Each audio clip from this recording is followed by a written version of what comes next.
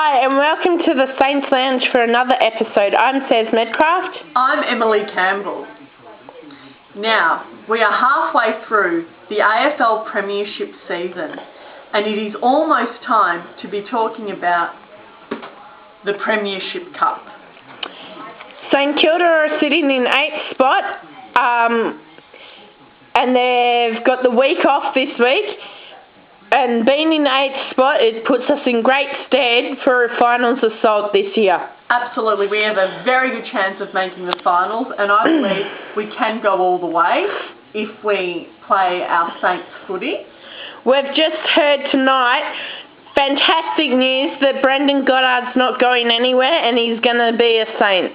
Oh, I'm so thrilled about it. I was just so sick and tired of hearing all these rumours about him going.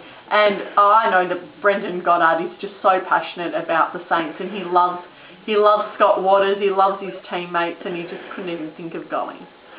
And I think that really showed on Lunch with Lenny this week, how people say that he could have signed already on Tuesday before Lunch with Lenny. No. He was just so upbeat and so happy, and it was great to see him finally back to his normal self. Yeah, being very jokey and, having a laugh and just being himself. It's something that we haven't seen from him all season, and it was so fantastic to see. Absolutely. Well, we've had a very testing and a tiring, first half of the season by having six-day breaks in 8 weeks.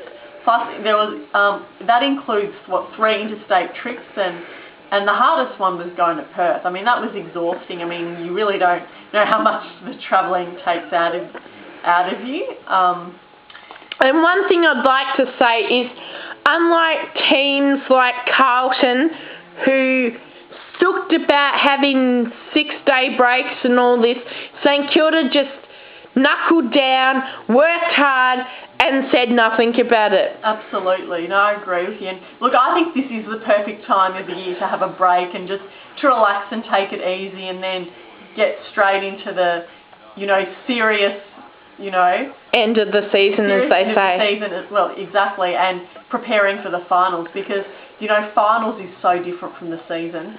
Literally any team in the 8 could take home the Premiership Cup. And especially this year. Oh, absolutely. I mean, it's so even, and over the last previous years, people had an idea of who would make the grand final. It was obvious who was standing out. But look, I mean, West Coast are up there. Richmond, have a chance. They've been playing well. But look, even us, the Saints, we've had it hard the last few years, and I do believe that we can win the flag this year if they all put their mind to it and work their arse off. The players, the Saints boys are just unbeatable when they are at their best. And speaking of the players, I mean, there's so many to name that have been outstanding this year. Lenny Hayes, like we've discussed, played his 250th game. Jack Steven, he has been a star. He's been kicking goals from every angle and he's been so hard at the ball and, he's just so young and has so much talent. I mean, a lot of people like Jack Steven, even people like commentators have, said, positive things about him. Finally, Cozzy is showing why he was second draft pick in the 2000 draft. Oh, absolutely. Cozzy has been just amazing. I think he's had, a fantastic season in so many years. I think maybe this could even be his best. I mean, with the amount of goals he's, getting. And the marking too. His marking's been very consistent. Nick Del Santo, As always in the midfield, running here to there, delivering the ball, to the forward line without failure, being very sneaky and, running away from the opposition. And he doesn't get caught holding the ball much. He's got very good eyesight and he's very quick. Slick. Yep, very slick, quick. Nick Revolt started off slow, but he's really improved over the last month and showing why he is the St Kilda captain. Absolutely, and he's always, leading the players and lifting the rest of the team. And, after kicking the 7 goals against the Gold Coast, I really think his confidence has boosted since then. Terry Malira is a star. He is such a fast runner, and the way he just delivers the ball, you know, he can deliver the ball from the back to the forward line in no time. Ahmed Saad, he has just made his debut, and, you know, he's a very accurate goal kicker. I really, really like him as a player, as a person. You know, yeah, I'm very proud of Ahmed. You know, I wasn't sure that if they would play him this season, but no, he sure shows why he got selected to play, you know, senior footy. And our Superman has done a spectacular effort with McAvoy being out. He never ever ceases to amaze me. Jason Blake is absolutely fantastic.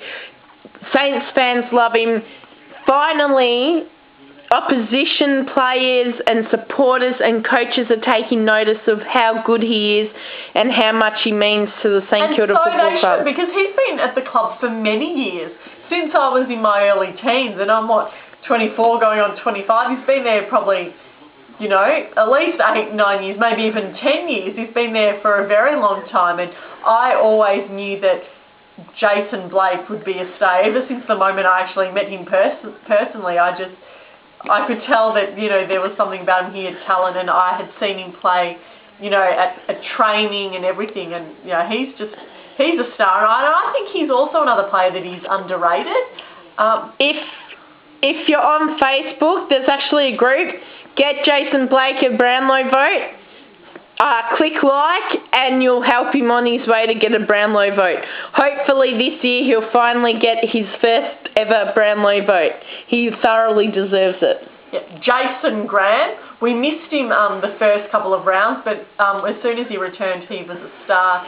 He was just, you know, delivering the ball. He really gives us that oomph that we miss in the midfield with his long booming kicks, strong tackles.